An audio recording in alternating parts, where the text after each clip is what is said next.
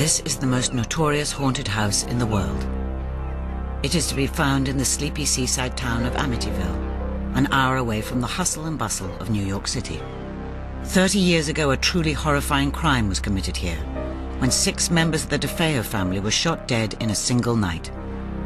Even now, the details of exactly how these brutal murders were carried out remain shrouded in mystery. 1 year later, the Lutz family moved in.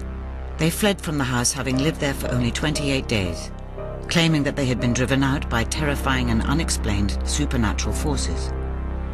Their story was the subject of a media frenzy, turned them into celebrities, and became a worldwide bestseller, The Amityville Horror. It would spawn numerous books and films, including one that was released just this year. Mediums and psychic investigators have claimed there is a curse on the property. Others say that the Lutz's story is no more than a clever money-making scheme, built on the gruesome history of the house. It is probably one of the most haunted homes in the world. It's certainly one of the most publicized haunted homes in the world. Whatever happened, it was a confluence of events and personalities, and it meshed to form the perfect psychic storm.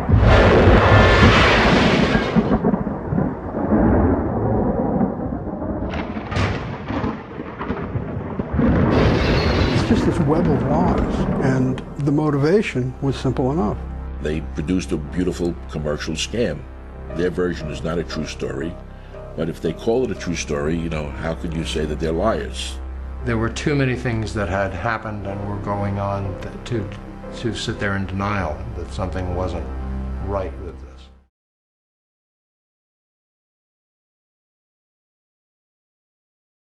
I guess the Amityville Horror really is supposed to be me, because I'm the one that got convicted of killing my family. I'm the one that said did it. I'm the one that's supposed to be possessed by the devil. What is the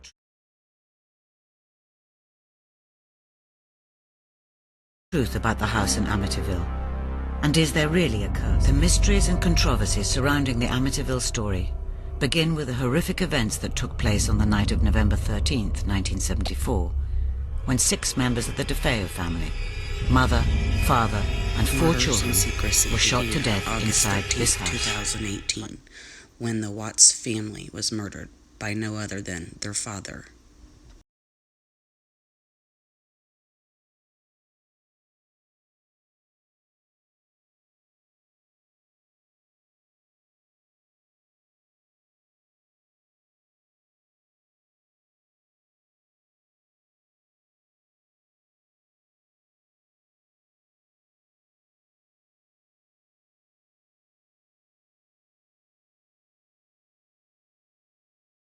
I had an office in the front of my house, and I was sitting in the office, and my friend Al Saxon comes in, and he said, "Rufus, I got something to..."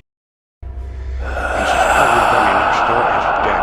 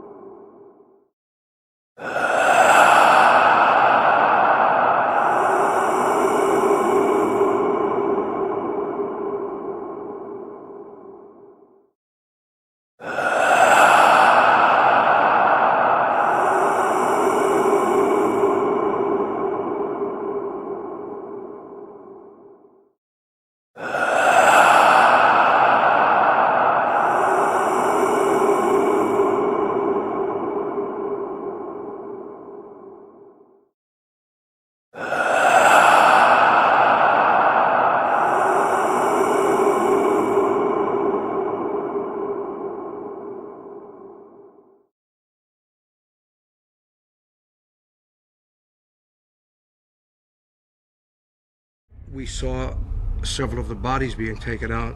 I'm sorry to say one of the children's bodies fell off the tarp they were carrying it in, and I saw one of the murdered children.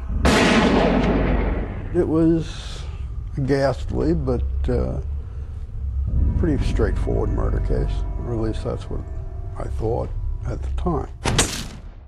It was just very eerie. It was very quiet, and just a chilling, frozen moment.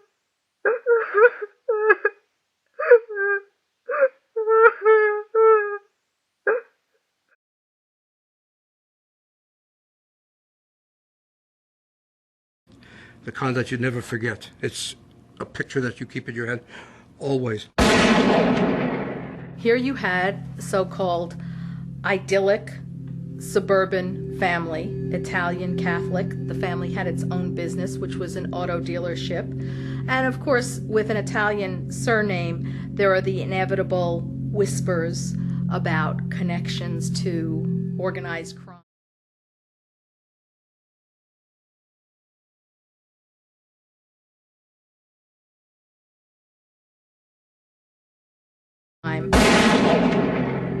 A mob killing was quickly ruled out, and the police began to focus on the only surviving member of the family.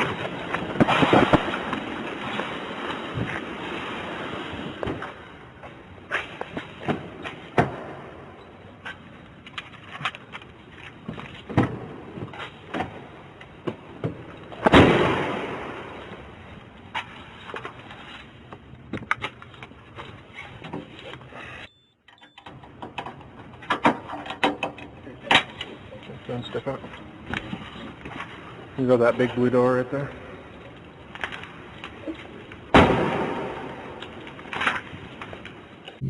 "23-year-old Ronald DeFeo Jr.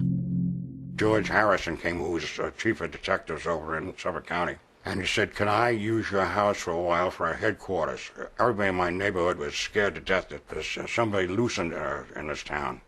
From the beginning, Butch DeFeo, Ronnie DeFeo Jr., was suspected.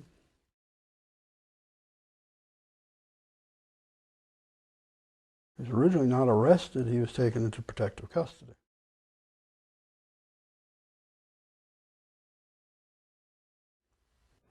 They decided now they're going to take the Ireland's house, which was next door, and turn that into their command post.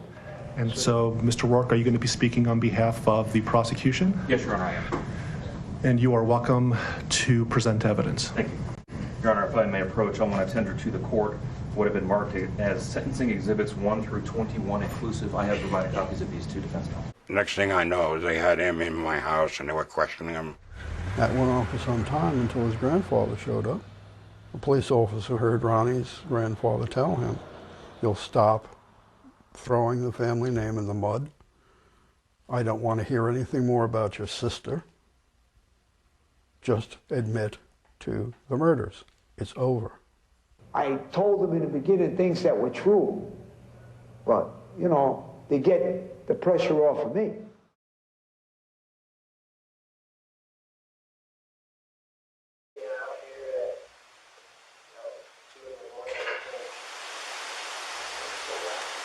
My camera.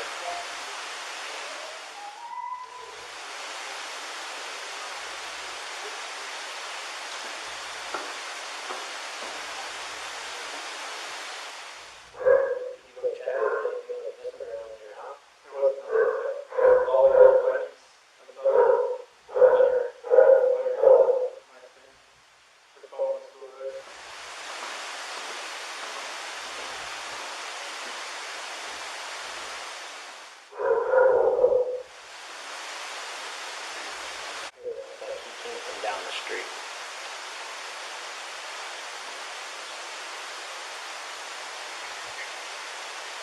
And then the other thing that doesn't make sense is why would he pull past those cars? You can see him pull past.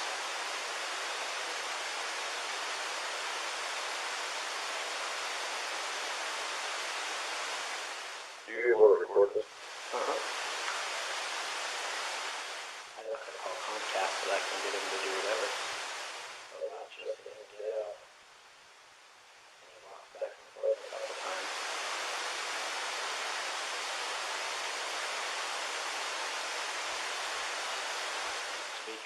honest with you, my wife and I were kind of wondering when she was on vacation if something happened, because I heard them full out screaming at each other at the top of their lungs, and he gets crazy. Pretty recently. Yeah. I'm guessing that's why she went and visited people, is because she wanted to get away from the situation. Dear, I Yeah. It just seems kind of odd to me. Why would he pull that stuff up and close it up? Right.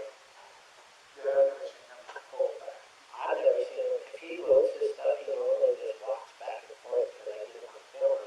What did he usually load up?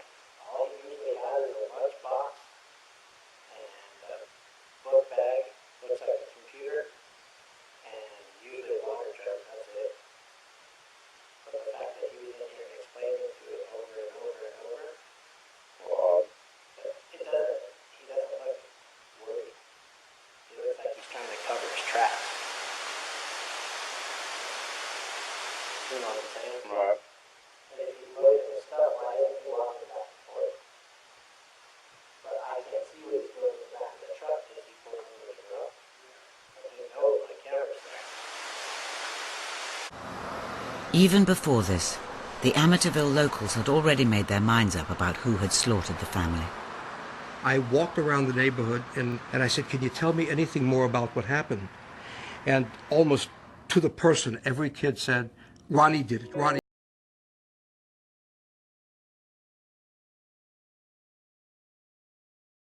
And I said, can you tell me anything more about what happened? And almost to the person, every kid said, Ronnie did it, Ronnie.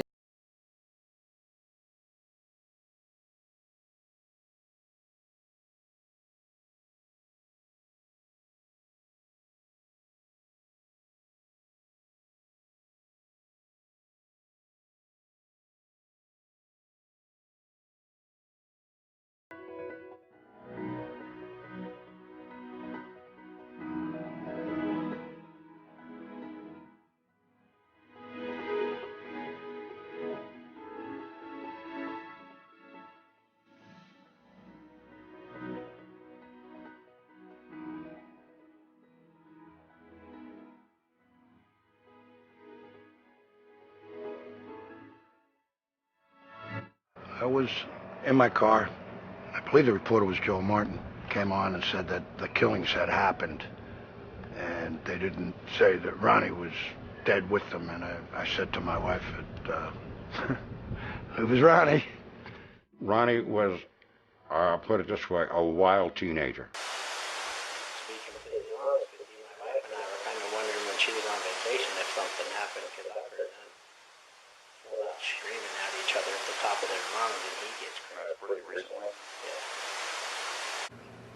If you knew him, and you knew the situation, I guess, or you ever spent any time around him, it was not something that he was incapable of doing. And when everybody else is dead and he's not, you know.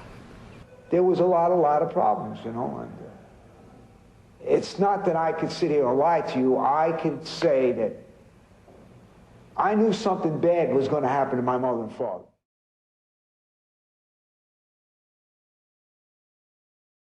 Within a short time afterwards, Ronald DeFeo Jr. was officially named the suspect. He was the alleged murderer. He was the accused. After a short, sharp interrogation, DeFeo confessed to the crimes and gave the first of many versions of what happened. After failing The standard polygraph story is SWAT's basically contests. Ronald DeFeo Jr., who was then 23 in 1974, woke up at approximately 3:15 a.m. and for reasons unknown, basically killed his entire family while they slept. It was like a nightmare. I'm looking at my mother and father dead, my sister. I said, my God. I got scared. I ran out of the house, jumped in my car, ran down the street, and got my friends and came back to the house. Apartment, everybody's like they're doing their best right now to figure out like if they can get a scent, see where they went. If they went on foot, they went in a car, or they went somewhere. And right now it's just like they've been on point. They're going through the house trying to get a scent, and hopefully they can pick something up to where it's going to lead to something. What happened? Your wife came home. Tell me what's. She came home from the airport 2 a.m. and I left around 5:15. She was still here, and like about 12:10, and that afternoon, her friend Nicole showed up at the door. Like, I had texted Shanann a few times that day, called her, say, but she never got back to me, but she wasn't getting back to any of her people as well. And that's what really concerned a lot of people, is like, if she's not getting back to her, like, if she doesn't get back to me, that's fine, like, she gets busy during the day, but she didn't get back to her people, which was very concerning. And Nicole called me when she was at the door, and that's when I came home. And then walked in the house, and nothing was vanished. Nothing was here. I mean, she wasn't here. The kids weren't here. Nobody was here.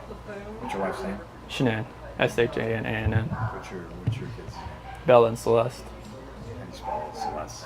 Celeste. How old are your daughters? 4, Bella's 4, Celeste is 3. And so, how many times did you try calling her? I called her 3 times, texted her about 3 times, just to say, what's going on. Like, because after I called her and texted her once, it's like maybe she was just busy. Like, she had just gotten back. Like, everybody's probably calling her from her trip. She just got back from Arizona, and I figured she was just busy. But when her friend showed up, that's what it was like. It registered. Like, all right, this isn't right. DeFeo's confession did not explain a number of puzzling mysteries about the killings. Mysteries that would prompt rumors of accomplices, conspiracies, or influence. They were each shot with a .35 Marlin. We had an experiment conducted when we were preparing for trial, the noise level of the .35 Marlin, and that Marlin could be heard 4 to 5 blocks away from the house. Nobody heard a thing. I did find, however, one of the neighbors who heard at about between 3 and 3:30 in the morning the family's dog barking. It was crying or baying. With all the shots that took place, there were approximately 9 blasts from a Marlin. There was no evidence that any of the 6 victims had made any attempt to escape. That doesn't make any sense. One might argue, well, maybe they were being held by another until Ronnie came around and did what he did. I thought perhaps the bodies had been moved from their original spots. The autopsy reports show that no, they were not moved, that they were in the original places that they were when they were shot. There were no drugs found in the bloodstreams. And again, the victims are found lying face down in districts. There seems to be something almost systematic and very methodical about it that would seem to involve in more than just one person. 400 or 500 flies, and we're talking, this is mid-December in Long Island. The entire family is standing there watching the garage door slam up and slam down, and the dog is hanging himself. Yeah, Lutz believes his stepfather, George, that man who bought the house at a steep discount, actually brought this upon the family because before they moved in, he dabbled in the occult. Listen. Satanic history, devil worship, mind control. I was possessed by a spirit that I could not get rid of on my own. I didn't care if the priests were beating me, performing exorcisms on me, which, if I'm not mistaken, they don't want to Time to enjoy it. Anson made millions from Amityville in comparison with the Lutzes, whose share was said to be only $250,000. However, George still stands by the author and the book. He had the most difficult of jobs to explain something he didn't believe in or understand. And he managed a very, very accurate book compared to anything else that's ever been done since. But accuracy was not something that troubled the makers of the Amityville horror film. From the best-selling book that made millions believe in the unbelievable. The original movie took real license, with blood dripping down the walls and the flies attacking the priest the way they did. They could have just as easily have done the flies the way they really happened. I wasn't really concerned about whether or not it was a true story. It didn't matter to me. I had to create a reality of my own. I'm coming apart! Oh, Mother of God, I'm coming apart! I had for 25, 28 years, whatever it is, had such a terrible problem with that for. It's like a documentary compared to what's been most recently done. George Lutz dislikes the recent film so much that he is suing its makers, MGM. This is the latest of many legal actions he has taken over the years in order to protect the facts of what he claims is the true story. And since Kathy Lutz's premature death earlier this year, he must now do this alone. She and I experienced this together, and we moved past it together. And we tried to explain it to the world, if you will, together. Her passing means I lost my partner of that experience.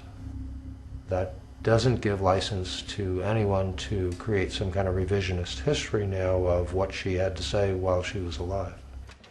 But there are some who say that Kathy's death is the most recent example of the evil influence of the house in Amityville.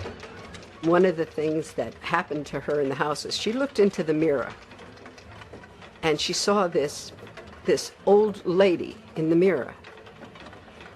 She died in Phoenix of a disease, of a respiratory disease that caused her to age about 30 years. So when she passed away, she really looked very old.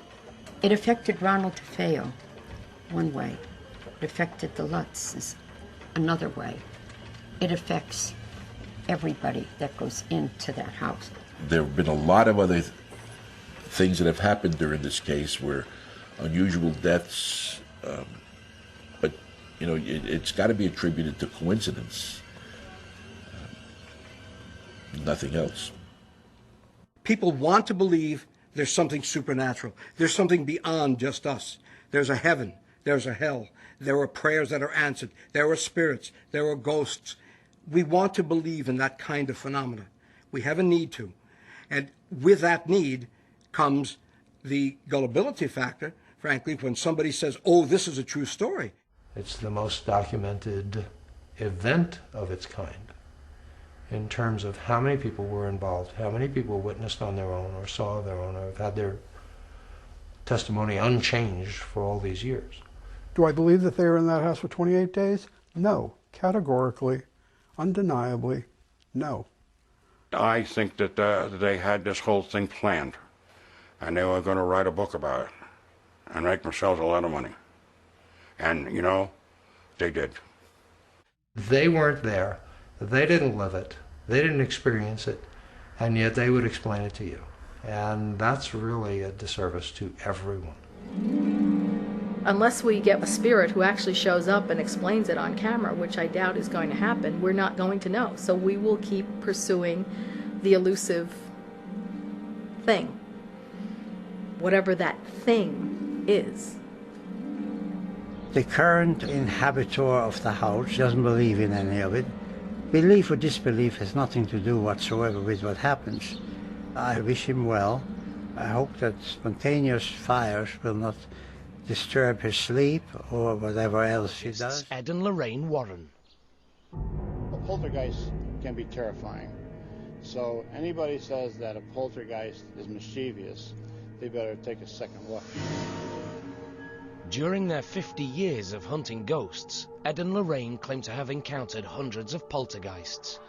They've also been the subject of numerous books and have consulted on several high-profile cases, including the Amityville horror.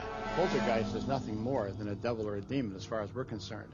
People say, this guy's going back into the medieval ages. There are no such things as devils or demons. Yes, there are. Our Father who art in heaven, hallowed be thy name. Thy kingdom come. The Warrens feel that some of the most compelling evidence ever recorded has been videotaped by them in this Connecticut home. For months, the family, whose faces are obscured to protect their identity, have been tormented by what they fear is a poltergeist. Ed attempts to communicate with the troubled spirit. One knock for yes, two for no. Are you a man? Are you a boy? The mother leans against the kitchen table, her hands in full view as Ed continues asking questions. You want the people in this house to move? One knock for yes, two for no. Yes. Okay. Who is it that you don't like the most here? Is it? Is it? Is it their father? Is it their mother? Oh my God. Okay. I command you to reveal your identity. Next, Ed decides to confront the poltergeist alone. Give me some sign. Is that you moving something? Give me some sign that you're here. What I did was use religious provocation. I have to provoke it into some type of outward manifestation. And that was my point in doing that. In the name of Jesus Christ, I command you to reveal your identity. On the following night, the family reports that the poltergeist seems to be more active than ever. Only now, its attention is focused on the family's 10-year-old daughter. The little girl is trying to do her homework, but you can see that the chair keeps sliding backwards. You're holding it down, aren't you? It's got that much strength to it. Now, if you watch, you can see the little girl's legs are up on the rungs of the chair. She's not pushing herself up from the floor. The mother is not tipping that chair backwards. No. Nobody is touching that table. The table moves of its own volition. The Warrens quickly arrange for 3 priests to perform an exorcism in the home, and the disturbance ends. But for how long? Could the angry poltergeist ever return? We have found that it can be quieted down, but then it'll escalate again. We still keep our fingers crossed because it could, and we hope and pray it don't.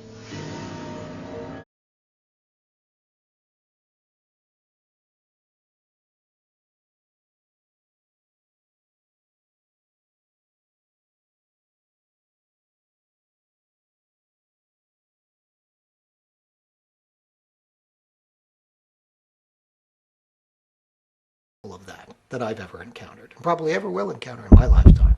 I don't think we'll ever see another Amityville.